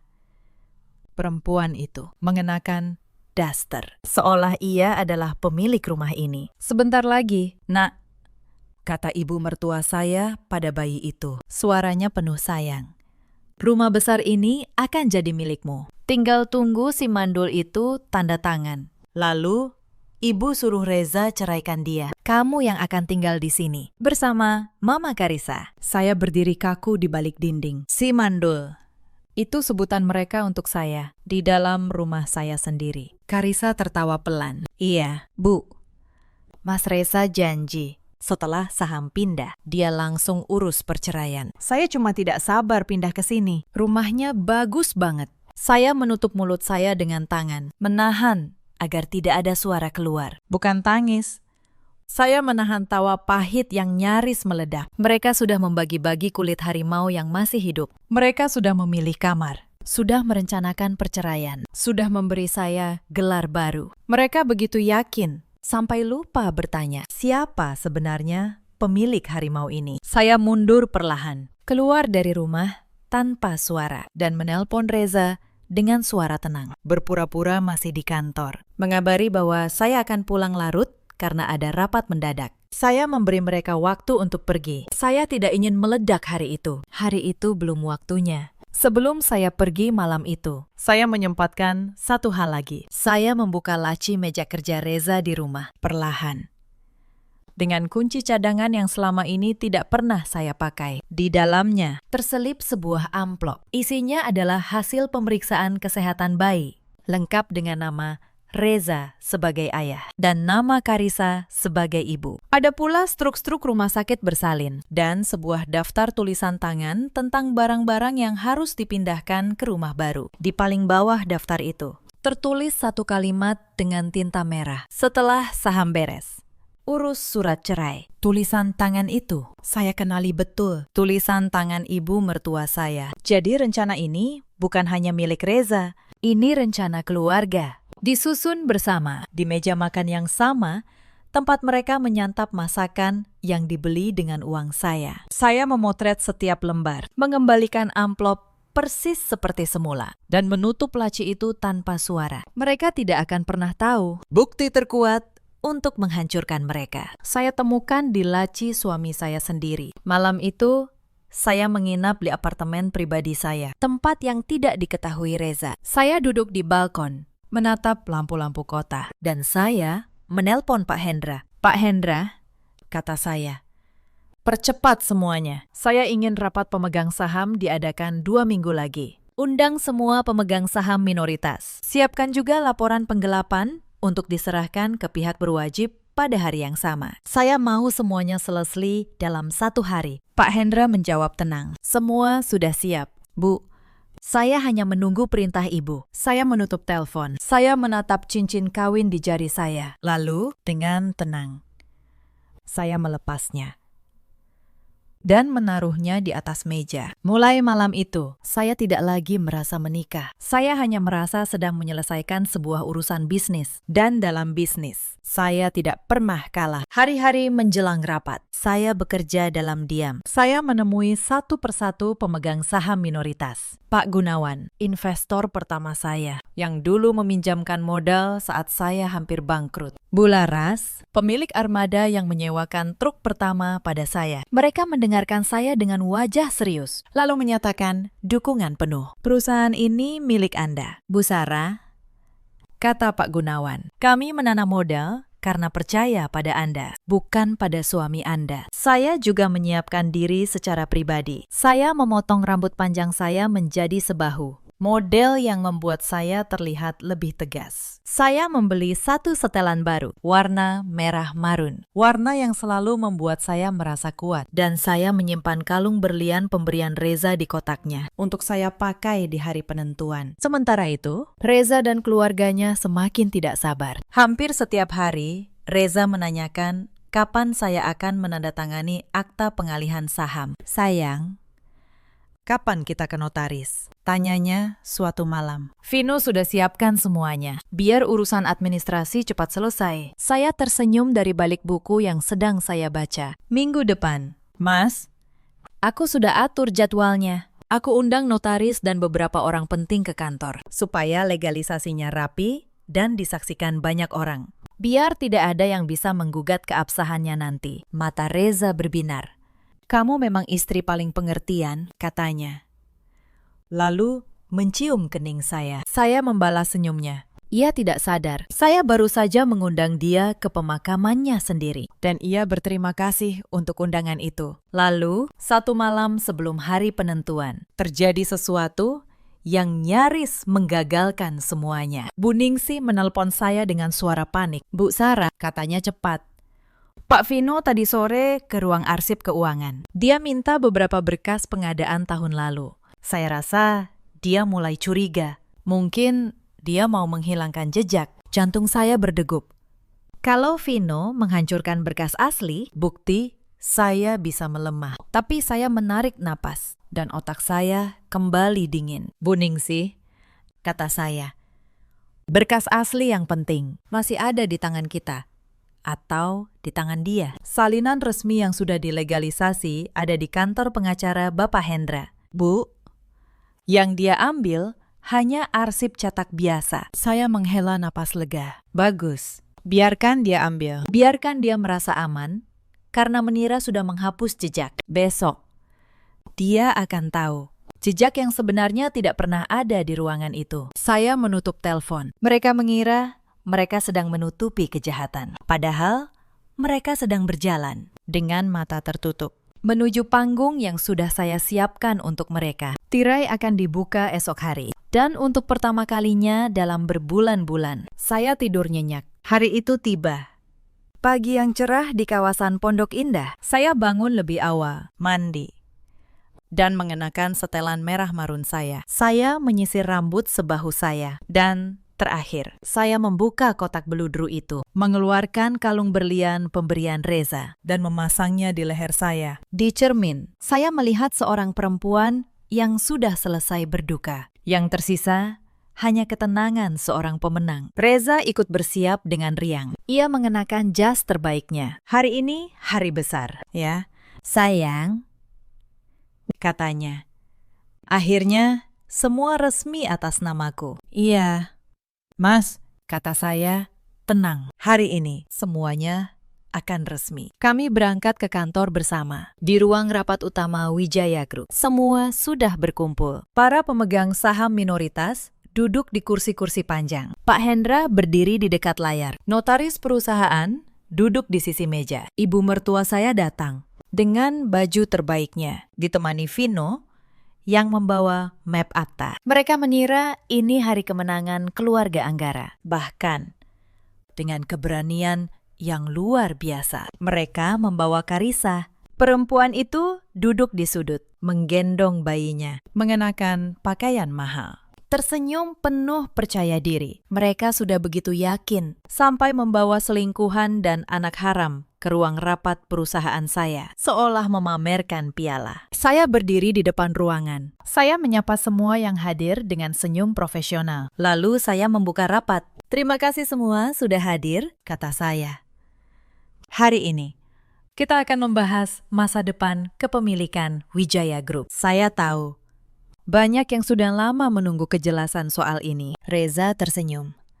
Mengira saya akan mengumumkan pengalihan saham kepadanya. Vino mengangkat map aktanya, bersiap menyerahkannya. Ibu mertua saya menatap saya dengan tatapan menang. Saya melanjutkan. Tapi sebelum kita bicara masa depan, saya rasa kita perlu meluruskan masa lalu. Pak Hendra, tolong tampilkan. Layar di belakang saya menyala. Dan di sana, terpampang jelas. Bukan akta pengalihan saham, melainkan deretan angka, mutasi rekening, faktur vendor fiktif, aliran dana dari Wijaya Group melalui divisi pengadaan, menuju rekening-rekening kertas, dan berakhir di satu nama. Karisa.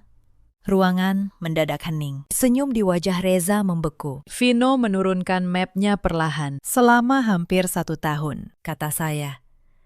Suara saya tenang dan dingin. Dana perusahaan ini digrogoti melalui vendor-vendor fiktif yang dibuat oleh divisi pengadaan. Total 3,2 miliar rupiah. Dan rekening penampung terakhirnya atas nama Saudari Karisa yang hari ini hadir di ruangan ini, menggendong bayi. Karisa pucat. Bayi di gendongannya mulai menangis. Ibu mertua saya berdiri dari kursinya. Sarah, kamu menuduh sembarangan. Mana buktinya? Saya menatapnya tenang.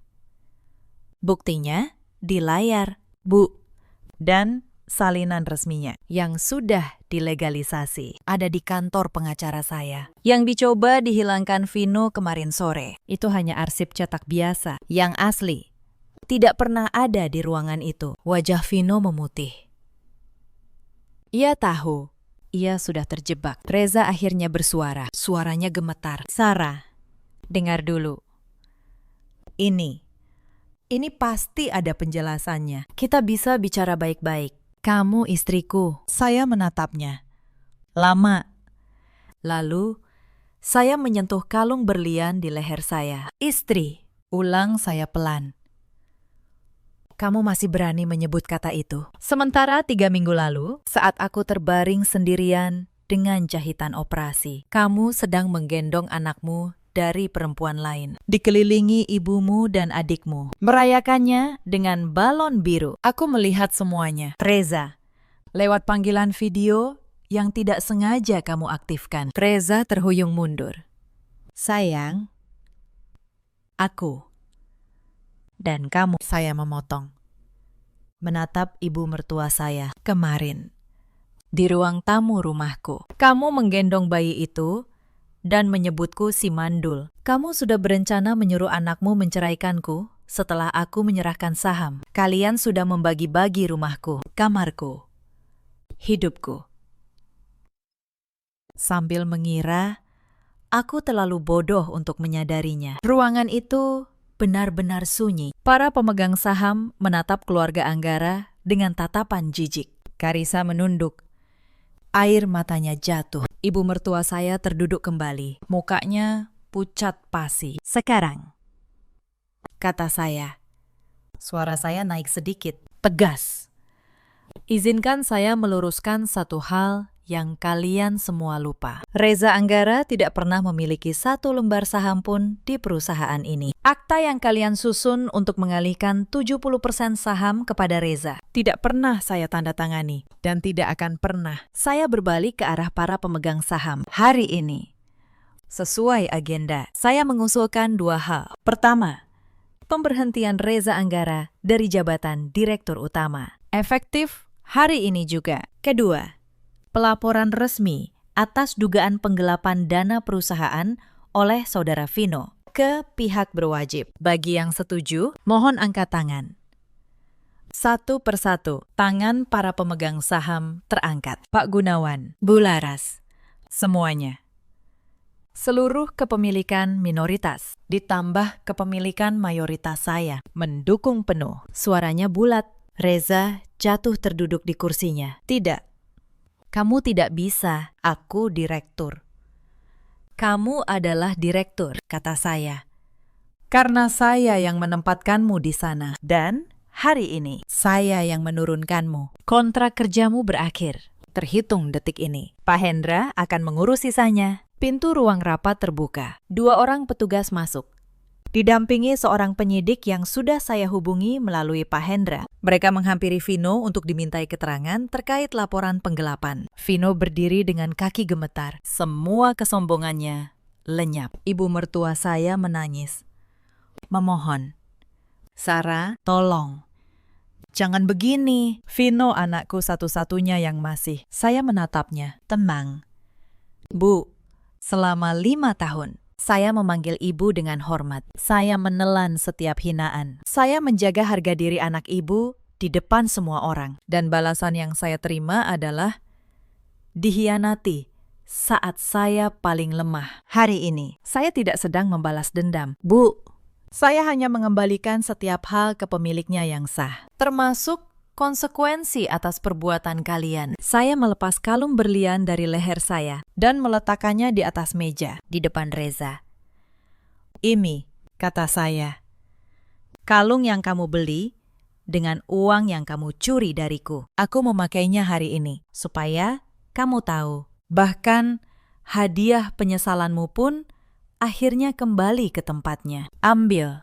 Mungkin bisa kamu jual untuk biaya pengacara. Lalu, saya berbalik dan berjalan keluar dari ruang rapat itu. Dengan kepala tegak. Di belakang saya, kerajaan yang mereka kira sudah mereka rebut, runtuh menjadi puing dalam hitungan menit. Hari-hari setelah rapat itu berjalan seperti dominonya yang jatuh satu persatu. Saya tidak perlu mendorong apapun lagi. Saya hanya perlu membiarkan kebenaran melakukan tugasnya. Proses hukum atas Vino berjalan. Bukti yang saya kumpulkan selama berbulan-bulan, lengkap, rapi, dan tidak terbantahkan. Vendor-vendor fiktif. Aliran dana. Tanda tangannya di setiap faktur. Pengacara yang ia sewa pun kesulitan mencari celah. Vino yang dulu selalu tersenyum penuh perhitungan, kini menundukkan kepala setiap kali namanya disebut. Reputasinya hancur. Tidak ada perusahaan yang berani mempekerjakan orang dengan catatan penggelapan. Reza kehilangan segalanya dalam waktu singkat. Jabatan yang membuatnya dihormati lenyap. Saat berita pemberhentiannya menyebar di kalangan bisnis, para kolega yang dulu memujinya mulai menjauh. Mereka baru sadar, selama ini Reza hanyalah nama di kursi, bukan otak di baliknya. Tanpa Wijaya Group, Reza bukan siapa-siapa. Ia bahkan tidak punya keahlian nyata untuk memulai dari awal. Karissa, perempuan yang mengira sudah memenangkan hidup, segera menyadari kenyataan pahit. Reza tanpa perusahaan adalah Reza tanpa uang. Kemewahan yang dijanjikan padanya menguap begitu saja. Tidak ada lagi rumah besar di Pondok Indah. Tidak ada lagi kartu kredit tambahan. Tidak ada lagi piyama sutra. Mereka harus pindah ke kontrakan kecil di pinggiran kota. Karissa, yang terbiasa hidup dari uang yang mengalir, mulai menyalahkan Reza atas nasib buruknya. Pertengkaran menjadi makanan sehari-hari mereka. Cinta yang dibangun di atas pengkhianatan ternyata serapuh fondasi pasir. Ibu mertua saya menanggung malu yang paling berat. Rekaman peristiwa di ruang rapat. Entah bagaimana, sampai ke telinga keluarga besar. Cerita tentang menantu yang dikhianati, lalu bangkit dan menjatuhkan seluruh keluarga suaminya, menyebar dari mulut ke mulut. Para kerabat yang dulu mendengarkan sindiran ibu mertua saya tentang menantu mandul, kini berbalik menatapnya dengan iba bercampur celah. Dan yang lebih menyakitkan baginya, para tetangga dan kenalan yang dulu ia pinjami nama baik, mulai berdatangan menagih utang lama yang selama ini tertutupi oleh uang saya, tanpa aliran dana dari Wijaya Group. Semua topeng kemakmuran keluarga Anggara terlepas, satu demi satu. Bu Sumiati jatuh sakit karena terlalu banyak pikiran. Suatu hari, ia menghubungi saya, memohon dengan suara serak agar saya membantu Vino, agar saya menarik laporan. Saya mendengarkannya dengan tenang sampai selesai. Lalu saya menjawab, "Bu," kata saya tidak membenci ibu, saya hanya berhenti menanggung beban yang bukan milik saya. Selama 5 tahun, saya membayar utang-utang keluarga ini, menjaga nama baik kalian, dan menelan setiap hinaan. Saya melakukannya karena saya pikir kita keluarga. Tapi kalian mengajari saya satu hal. Keluarga tidak merayakan kehancuran salah satu anggotanya dengan balon biru. Maafkan saya, Bu. Saya tidak bisa menarik kebenaran. Kebenaran sudah berjalan sendiri sekarang. Saya menutup telepon dengan lembut. Tidak ada amarah di dada saya. Hanya ketenangan seseorang yang akhirnya meletakkan beban yang terlalu lama ia panggul. Sementara hidup mereka runtuh. Hidup saya justru melesat. Setelah Reza dan Vino tidak lagi menggerogoti perusahaan, arus kas Wijaya Group menjadi sehat luar biasa. Kebocoran dana yang selama ini misterius berhenti total. Saya bisa mewujudkan ekspansi yang selama bertahun-tahun selalu tertunda. Saya membuka cabang baru, menambah armada, dan merambah lini bisnis properti yang lebih besar. Saya juga menemukan, untuk pertama kalinya dalam 5 tahun, saya bisa bernapas lega di rumah saya sendiri. Tidak ada lagi sindiran di meja makan. Tidak ada lagi tatapan menghakimi. Tidak ada lagi rahasia yang harus saya jaga. Rumah besar di Pondok Indah itu, yang dulu terasa seperti panggung sandiwara, kini benar-benar menjadi rumah. Proses perceraian saya dengan Reza berjalan cepat dan bersih. Karena ia tidak memiliki apapun atas nama perusahaan, tidak ada yang bisa ia tuntut. Ia datang ke pengadilan dengan wajah yang sudah kehilangan semua kepongahannya. Saat hakim mengetuk palu, saya tidak merasa kehilangan apa-apa. Saya hanya merasa sebuah pintu yang seharusnya sudah lama tertutup, akhirnya benar-benar terkunci. Beberapa bulan kemudian, di sebuah malam yang cerah, saya berdiri di balkon lantai 2 sebuah gedung baru di pusat kota Jakarta. Malam itu adalah peresmian cabang utama divisi properti saya, sekaligus peluncuran proyek hunian pertama yang sepenuhnya saya rancang sendiri. Di bawah, para tamu undangan, jurnalis, dan kolega bisnis menikmati hidangan dan musik yang elegan. Saya mengenakan gaun sutra berwarna merah marun. Sederhana, namun memancarkan kelas. Di jari manis saya, tidak ada lagi cincin kawin. Sebagai gantinya, ada sebuah cincin berlian potongan zamrud yang saya beli sendiri. Sebagai pengingat bahwa saya bisa mencintai dan menghargai diri saya sendiri, tanpa perlu menunggu orang lain melakukannya. Pak Hendra, pengacara yang setia menemani saya 10 tahun, menghampiri saya di balkon. Ia mengangkat gelasnya sedikit. "Selamat atas semuanya, Bu Sarah," katanya hangat. "Saya sudah 10 tahun bekerja dengan ibu. Tapi baru malam ini, saya melihat ibu benar-benar bercahaya." Saya tertawa pelan, membenturkan gelas saya ke gelasnya. "Terima kasih, Pak Hendra. Beban di pundak saya sudah hilang. Rasanya sekarang saya bisa menaklukkan dunia. Kalau saya mau." "Saya sama sekali tidak meragukan itu, Bu," jawabnya. Lalu kembali masuk ke dalam. Saya kembali sendiri di balkon. Angin malam menyapu rambut sebahu saya. Saya menatap langit Jakarta yang penuh kerlip lampu gedung pencakar langit. Dulu, saya sering menangis di malam hari. Merasa tidak berharga karena tidak bisa memberikan keturunan. Merasa selalu kurang di mata keluarga suami saya. Saya menghabiskan bertahun-tahun mencoba membuktikan bahwa saya layak dicintai oleh orang-orang yang sebenarnya tidak pernah berniat mencintai saya. Sekarang saya mengerti. Operasi yang nyaris merenggut nyawa saya, malam-malam sepi di rumah sakit itu, bukanlah hukuman. Itu adalah penyelamatan. Tuhan sedang membuka mata saya. Ia sedang menyingkirkan orang-orang yang hanya memanfaatkan saya, agar saya bisa berlari lebih kencang menuju jalan saya sendiri. Saya tidak butuh gelar istri yang patuh. Jika harganya adalah merendahkan harga diri saya tidak butuh keluarga yang terlihat harmonis. Jika isinya hanya kebohongan, saya lebih memilih berdiri sendiri di balkon ini dengan kepala tegak daripada duduk di kursi empuk sambil ditusuk dari belakang. Ponsel di tas kecil saya bergetar. Sebuah pengingat dari asisten saya tentang jadwal penerbangan ke Paris minggu depan. Saya akan berangkat ke Eropa, bukan untuk melarikan diri, melainkan untuk menghadiri pameran properti internasional dan menikmati waktu istirahat yang sangat layak saya dapatkan. Saya tersenyum, membiarkan angin malam menyapu wajah saya. Semua pengkhianatan dan air mata di masa lalu sudah tertinggal jauh di belakang. Mulai detik ini dan untuk selamanya. Saya adalah penulis tunggal dari jalan cerita saya sendiri, dan saya akan memastikan setiap bab berikutnya hanya akan dipenuhi oleh ketenangan, harga diri, dan cahaya.